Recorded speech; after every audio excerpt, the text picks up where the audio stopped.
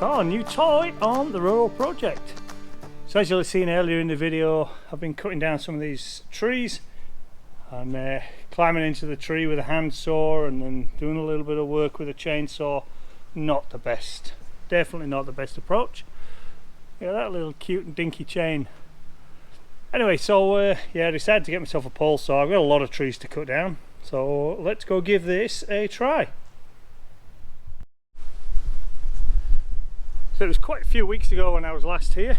I'd ended up getting appendicitis shortly after coming here, and I've had a few weeks off, week in hospital, a couple of weeks recovery. Right, but this thing was cut down quite savagely, as you can see. A lot of it was done with a handsaw, as you'll have seen in the video, and then finished off some of the bigger branches with the MS 180. But it ain't the way to go, really. Climbing into the tree, handsaws or chainsaws, not a good idea. So we got the pole saw, so now let's make a start on the next tree and see what we can get knocked down. This one's nowhere near as big and dense, the branches aren't as big, so hopefully this will be quite a bit easier and it'll work really well with the pole saw. Right, let's make a start and see how we go.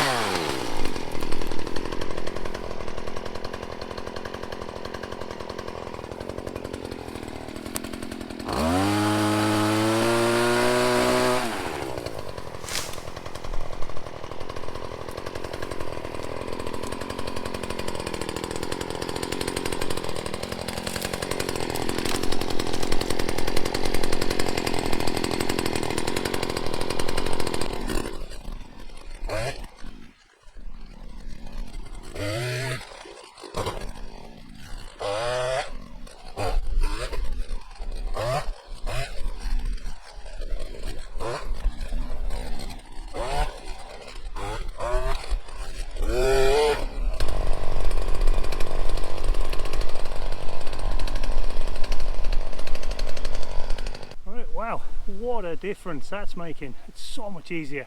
Right, I'll put you guys on time lapse and we'll get this tree finished off.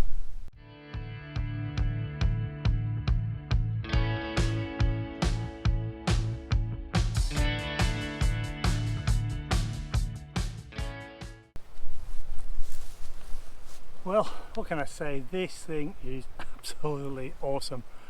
I wished I'd got one of these a long time ago. I've thought about it in the past and thought, no real need, but wow, what a difference it makes. It's so much easier than climbing in the tree with a handsaw or trying to trim branches with a chainsaw and reaching to full extent. Right, I'm going to crack on with this and I'll bring you guys back at the end. Well, that's it. I've managed to get them all done. Obviously I've still got a lot of stuff to pick up off the floor. I certainly won't go videoing that, it's just a case of picking that stuff up and putting it into the burn pile. But I am done. Let's take you around the other side, let you have a look at them. There's 3 trees done in half the time that it took me to do the first tree. So not only is it safer, but it's a heck of a lot faster as well. I think the big time saver is climbing in and out the trees. That takes quite a while, And setting the ladders on uneven ground is pretty difficult. You're moving them around all the time trying to get the perfect spot. And to be honest, you never really do get a perfect spot. Ladders are for level ground. Right, let's have a look at what I have done. Okay, so you can see all the waste material on the floor, and on the other side of the agapanthus there's a whole heap more on the ground that all needs to be picked up and moved around. But as you can see, we have hacked these trees big time compared to what they looked like originally. They've had a huge trim. They look awful and I feel sorry for them, but they'll grow back, and it was absolutely overdue. They were really starting to block the view. If you can see there, that is my view, and now we put a house on here. You do not want these trees blocking the view. There are a couple of big trees that also will need to come down so I can get a view right down that valley, but that's a future job. That's no big rush for that. Cutting these down and giving them a chance to look good is important to me. Right, so all I can say is, if you're ever thinking about getting a pole saw and you've ummed and ahed like I have for a long time, don't um and ah anymore, get in there, get it bought. I bought the bottom of the range one. The next ones up give you an extra metre and a bit of reach, which would be really nice, but it's double the price. So for the amount of times I'm going to use it, I think I'll make do. But yeah, if you're thinking about it, don't think anymore, go grab one. And who knows, next time on the Rural Project we might be getting into some more trees.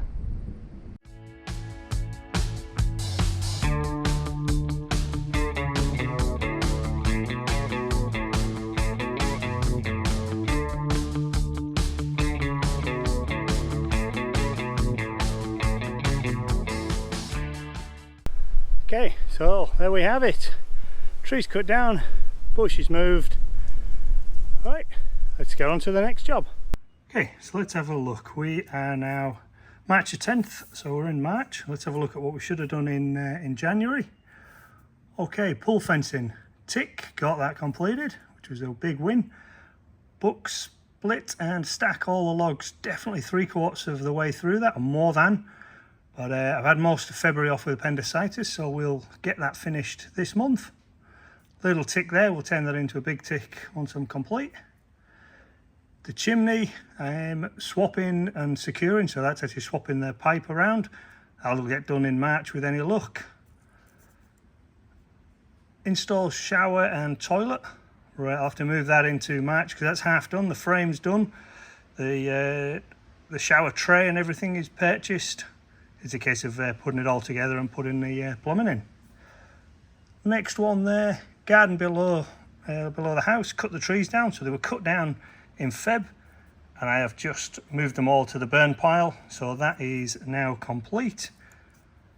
And that's it. So what else we've got to do in February is the dam overflow, not even started yet.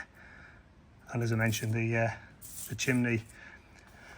So look, not doing too bad, not on plan. Definitely not on plan, but hey, I had appendicitis for most of February, so that's my excuse. Is it a valid excuse? You put it in the comments below, but be nice. Right, let's get on to the next job.